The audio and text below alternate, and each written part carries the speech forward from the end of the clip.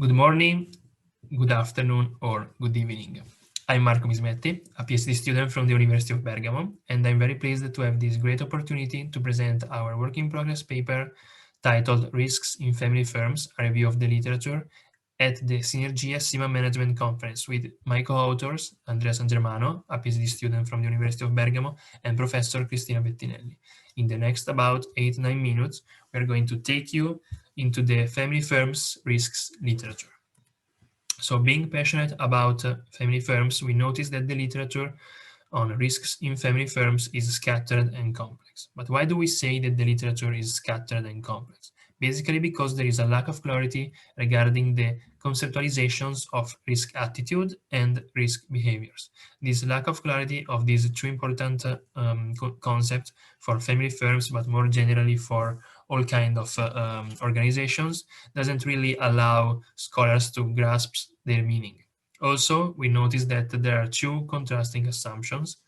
On one hand, some scholars tend to see family firms more inclined to risks, while on the other hand, other scholars believe that family firms are more risk-averse and therefore less exposed to risk than their non-family counterparts. We aim to contribute to the literature in multiple ways. First, we will conceptualize risk attitude and risk behaviors. Then we will highlight the main differences in risks regarding risks on family and on non-family firms. We will also map the literature on risks in family firms, identifying their drivers and outcomes, and we will also present a theoretical framework. And finally, we will provide guidance for future research and we will highlight how scholars and researchers can contribute in the future theoretically, methodologically, and empirically on this important topic. So the methodology that we used is the one used for conducting a systematic literature review. You can see here the protocol suggested by Johnson et al. 2011, which starts with the definition of the research question, the identification of the keywords, and then with the analysis of the identified articles. This protocol, as I said, will lead us to presenting a theoretical framework at the end of the process. So we started in the first step with the research of the identified keywords on risk and on family firm in Web of Science. Then we confined the research in academic journals listed as 3, 4, 4+ stars by the Academic Journal Guide, and we also added managerial and entrepreneurial journals focused on family firms, so Journal of Family Business Strategy. Then we went on with the next step, which is the discussion of the articles, and we read all the articles and discuss among all authors in an active circle, interactive circle, the papers, and we arrived at a final sample of relevant articles of 146. As I said, this work is a work in progress, so we are going now to present the preliminary results, but the analysis is still ongoing.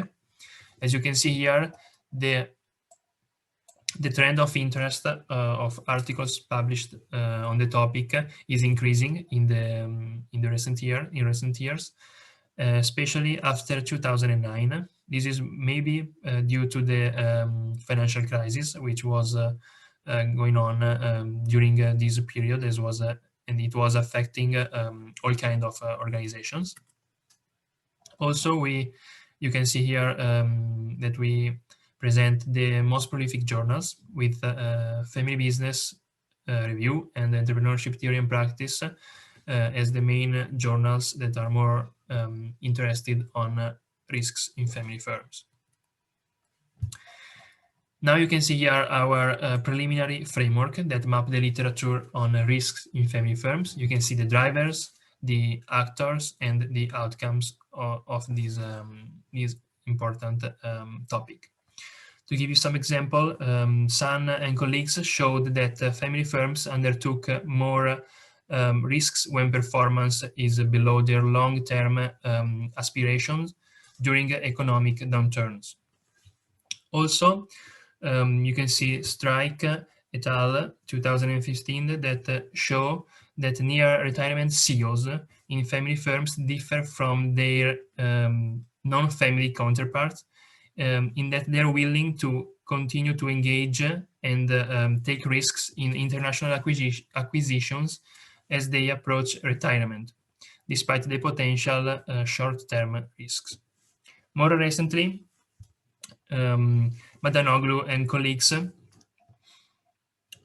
argue that family firms are less likely to exit than non-family firms, facing issues due to their higher risk aversion than the non-family organizations.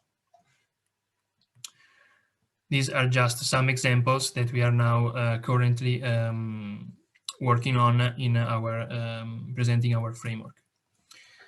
Also, we welcome, as we are doing a work in progress, we welcome feedbacks and especially suggestions on how to improve our framework and our work. And we are now arriving at the last slide where we present our preliminary research agenda. So the research agenda is basically on three important aspects that scholars should focus on in the future. So first, scholars should focus on family firms' peculiarities.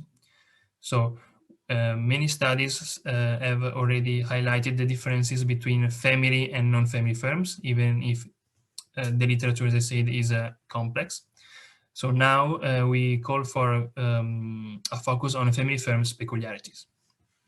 Also, after the conceptualizations of risk attitude and risk behaviors will be clearly defined, it will be very useful to study the interrelation between these two aspects. Finally, more studies should be done based on the drivers and outcomes that are yet not really analyzed in the literature.